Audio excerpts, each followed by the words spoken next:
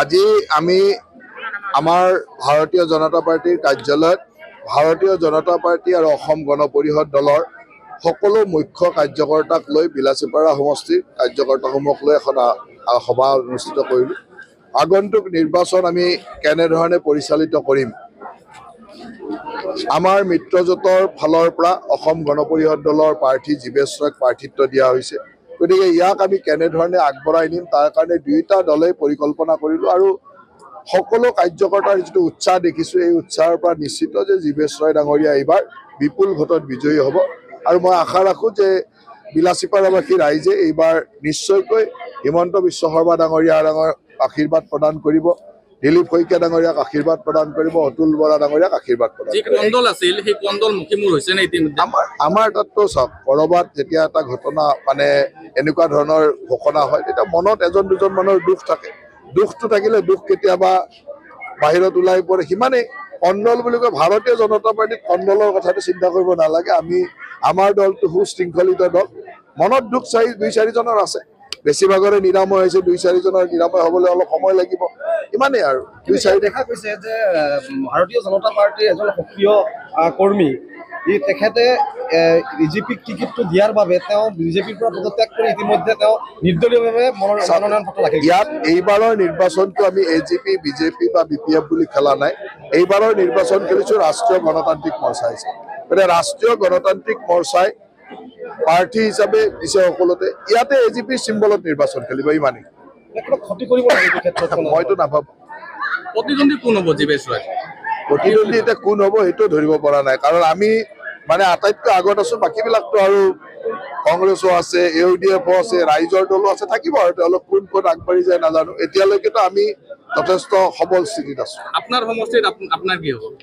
সমষ্টি ঠিকে আছে, ৰাইজৰ আশীৰ্বাদ আছে। আজি আমি আমাৰ ভাৰতীয় জনতা পাৰ্টিৰ কাৰ্যালয়ত ভাৰতীয় জনতা পাৰ্টি আৰু অসম গণ পৰিষদ দলৰ সকলো মুখ্য কাৰ্যকৰ্তাক লৈ বিলাসীপাৰা সমষ্টিৰ কাৰ্যকৰ্তাসমূহক লৈ এখন সভা অনুষ্ঠিত কৰিলোঁ। আগন্তুক নিৰ্বাচন আমি কেনেধৰণে পৰিচালিত কৰিম, আমাৰ মিত্ৰজোঁটৰ ফালৰ পৰা অসম গণ পৰিষদ দলৰ প্ৰাৰ্থী জীৱেশ ৰয়ক প্ৰাৰ্থিত্ব দিয়া হৈছে।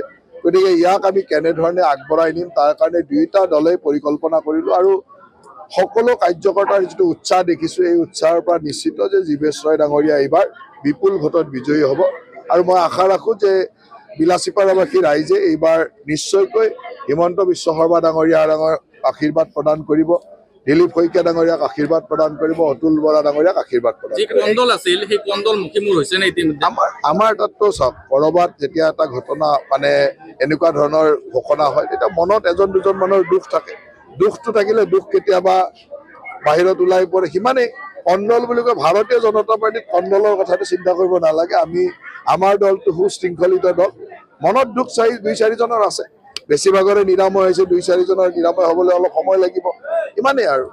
দেখা গৈছে যে ভাৰতীয় জনতা পাৰ্টীৰ এজন সক্ৰিয় কৰ্মী, তেখেতে বিজেপিক টিকেটটো দিয়াৰ বাবে তেওঁ বিজেপিৰ পৰা পদত্যাগ কৰি ইতিমধ্যে তেওঁ নিৰ্দলীয়ভাৱে মনোনয়ন পত্ৰ দাখিল কৰিছে। ইয়াত এইবাৰৰ নিৰ্বাচনটো আমি AGP, বিজেপি বা BPF বুলি খেলা নাই। এইবাৰৰ নিৰ্বাচন খেলিছোঁ ৰাষ্ট্ৰীয় গণতান্ত্ৰিক মৰ্চাই। গতিকে ৰাষ্ট্ৰীয় গণতান্ত্ৰিক মৰ্চাই প্ৰাৰ্থী হিচাপে দিছে সকলোতে। ইয়াতে AGP চিম্বলত নিৰ্বাচন খেলিব, ইমানেই। ক্ষতি কৰিব মইতো নাভাবোঁ। প্ৰতিদ্বন্দ্বী কোন হ'ব জীৱেশ ৰয়? প্ৰতিদ্বন্দ্বী এতিয়া কোন হ'ব সেইটো ধৰিব পৰা নাই, কাৰণ আমি আটাইতকৈ আগত আছোঁ। বাকীবিলাকতো আৰু কংগ্ৰেছো আছে, UDF আছে, ৰাইজৰ দলো আছে, থাকিব আৰু তেওঁলোক কোন ক'ত আগবাঢ়ি যায় নাজানো। এতিয়ালৈকেতো আমি যথেষ্ট সবল স্থিতিত আছোঁ। আপোনাৰ সমষ্টিত আপোনাৰ কি হ'ব? সমষ্টি ঠিকে আছে, ৰাইজৰ আশীৰ্বাদ আছে।